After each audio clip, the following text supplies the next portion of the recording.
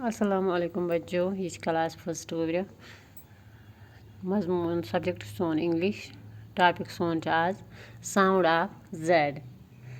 sound of Z ये परो गोब्रियो ये जेड करान या जी वन तो तुम जी करान ज़च आवाज़ या ज़च आवाज़ दिवान गोब्रियो लिखो कह वर्ड जेडस पे तो लगे पानी पता Z IP zip Z O zoo ZERO zero ZAKIR zakir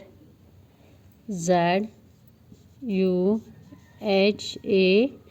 zuha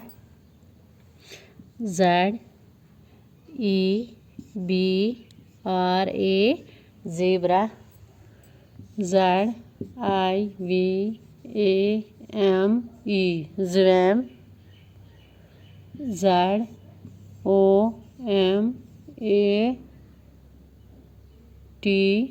zomato ZEENEWS Z news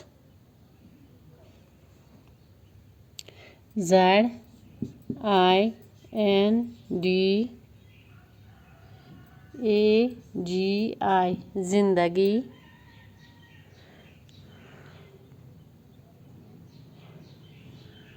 ZESHAN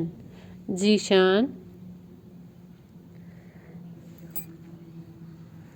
गोब्रियो लिख जेडस पे वर्ड अत लगान पता कि जेड दिवान ज़च आवाज़ या ज़च आवाज़ गोब्रियो थो तुम बोर्डस पे नजर तुम वो जिप जू जीरो जाकिर जुहा ज़ेब्रा